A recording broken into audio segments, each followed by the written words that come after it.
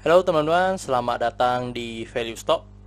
Hari ini saya akan membahas tentang analisa fundamental TKIM kuartal ketiga tahun 2020. Oke teman-teman, ini disclaimernya. Yang pertama, ini merupakan sharing analisa fundamental, bukan ajakan beli, jual, atau hold suatu saham, dan keputusan investasi ada di tangan teman-teman selaku investor. Yang ketiga, dari analisa fundamental ini bisa dijadikan referensi untuk saham-saham yang teman-teman miliki. Oke teman-teman, kita masuk ke bisnis modelnya. Yang pertama dari kegiatan usaha. Jadi kegiatan usaha dari TKIM ini bergerak di bidang usaha industri kertas. Dari sumber income-nya juga dari penjualan kertas. Untuk segmen usaha atau marketnya ada di Indonesia, dan memang sudah melakukan ekspor ke negara-negara ya teman-teman. Terus terkait kasus hukum, saat saya melakukan analisa ini, saya tidak menemukan adanya kasus hukum terkait TKIM ini.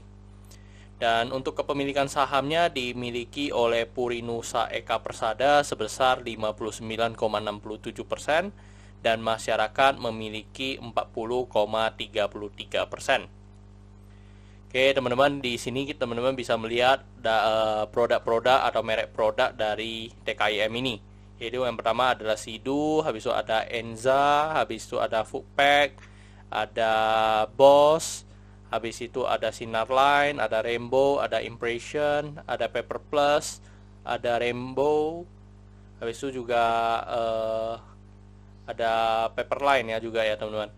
Nah, untuk perusahaan ini sebenarnya hampir sama dengan INKP. Sebenarnya bisa dikatakan sama sih teman-teman, karena pemegang sahamnya juga sama, dan mereka juga termasuk dalam Sinarmas Group. Terus juga produk sama brand yang dipakai juga hampir sama semua sih teman-teman. Oke teman-teman, kita masuk ke revenue-nya. Kalau teman-teman bisa lihat dari 2014 sampai 2019 untuk revenue-nya cukup beragam juga ya teman-teman ya. Cuman di 2020 ini mengalami penurunan ya. Dan jika kita bandingkan kuartal ketiga 2019 dengan 2020 kuartal ketiga, kita bisa mengalami untuk TKIM ini mengalami penurunan revenue atau pendapatan sebesar 17,1%. Dan jika kita asumsikan ya pendapatan sampai kuartal keempatnya sama seperti kuartal ketiga, maka mengalami penurunan 10,5% sampai akhir tahun ini. Tetapi ini masih asumsi ya, kita harus tunggu sampai laporan keuangannya keluar. Terus dari segi net profit dari 2014 sampai dengan 2019 cukup beragam juga ya, dan 2014 sampai 2017 memang cukup pahit ya untuk di TKIM ini ya, mengalami profit tetapi profitnya sangat kecil sekali. Tetapi di 2018 langsung mengalami kenaikan signifikan. Dan kalau kita lihat bandingkan kuartal ketiga 2019 dengan 2020, maka kita bisa melihat bahwa net profitnya mengalami kenaikan 13,6%. Dan jika saya seperti tadi asumsi kuartal keempatnya seperti kuartal ketiga, maka kita bisa mendapatkan bahwa mengalami kenaikan 45,1%. Tapi teman-teman, di sini ada bagusnya ya dari perusahaan TKIM ini, yang dimana revenue-nya mengalami penurunan tetapi net profit-nya mengalami kenaikan. Dan apalagi di masa pandemi seperti ini ya teman-teman. Dan ada hal yang memang perlu diketahui juga, bahwa net profit ini kita tidak boleh serta-merta langsung menerima bahwa perusahaan ini bisa dikatakan bagus ya. Karena mereka kan perusahaan yang dimana laporan keuangannya disajikan dalam USD. Jadi teman-teman, kemungkinan besar juga keuntungannya itu karena selisih kurs ya teman-teman. Oke, kita lihat dari segi asetnya cukup beragam ya, dari 2014 sampai 2020, dan 2019 dengan 2020 mengalami kenaikan 9,8%. Untuk dari segi hutangnya mengalami kenaikan 1,1%. Kalau kita lihat dari segi modalnya mengalami kenaikan cukup signifikan ya, mengalami kenaikan 20,8%. Terus dari ini summary laporan keuangannya dari tahun 2014 sampai 2020. Dan jika teman-teman lihat, dan di sini saya akan banyak membahas tentang rasio keuangannya. Yang pertama dari net profit margin. Jadi teman-teman bisa melihat net profit marginnya di 25,77%, which is ini sangat bagus ya. Kalau kita bandingkan dengan 2014 sampai 2019, memang di 2014 sampai 2017 cukup kecil ya untuk dari net profit marginnya. Tetapi ketika mungkin breakout-nya itu atau breakthrough-nya mereka itu di 2018 ke atas ya teman-teman. Dan kalau kita bandingkan dengan 2018 dan 2019, kita ambil rata-ratanya saja, kita bisa mendapatkan 18% ya untuk dari net profit marginnya. Jadi karena net profit marginnya 25%, maka kita bisa mendapatkan EPS-nya di 1071 ya, mengalami kenaikan ya teman-teman. Terus karena EPS-nya naik, maka pernya mengalami penurunan cukup signifikan juga. Tapi kalau kita ambil rata-rata pernya aja dari mungkin 2 tahun terakhir yang lebih cukup bisa kita lihat, mungkin kita bisa mendapatkan pernya itu di 11 kali ya teman-teman ya. Terus karena pernya ini berarti bisa dikatakan cukup murah ya untuk saham TKIM ini. Terus kita masuk ke dari book value-nya di angka 7420. Kalau kita bandingkan dengan harga sekarang yaitu 6.700, maka kita bisa mendapatkan PBV-nya di 0,9 kali ya teman-teman. Dari segi DER di 1,01, kalau kita bandingkan dari 2014 sampai 2019 memang rata-rata DER-nya itu di atas 1 ya teman-teman. Jadi kalau ini masih which is ini udah mengalami improvement ya atau perbaikan lebih baik.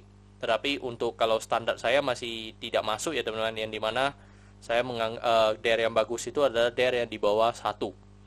Untuk ROE mengalami kenaikan juga di 14,43, which is ini bagus juga karena 2 kali bunga deposito ya atau 9% yang saya anut. Dan kalau kita bandingkan dengan tahun sebelumnya ya memang mengalami kenaikan ya dibandingkan tahun 2019. Dari segi ROA-nya di 7,18%. Oke teman-teman, saat video ini dibuat harga TKIM berada di 6.700 dan dari analisa fundamental saya mendapatkan nilai intrinsiknya di sekitar 7.500. Jadi karena hal ini memiliki margin of safety 11,9%. Oke teman-teman, ini kesimpulannya dari TKIM. Yang pertama kita masuk ke produk dan jasa, saya berikan status oke ya, karena saya melihat perusahaan ini masih bisa berkembang dan masih bisa bertahan 5-10 tahun ke depan. Untuk GCG saya berikan status oke karena tidak adanya kasus hukum, dan yang kedua memang pemegang saham mayoritasnya dipegang oleh mereka sendiri ya, atau lebih dari 50%. Untuk revenue sama net profit saya berikan status oke, walaupun revenue-nya mengalami penurunan, tetapi penurunannya tidak signifikan ya karena masih di bawah 50% dan ini di masa pandemi ya teman-teman.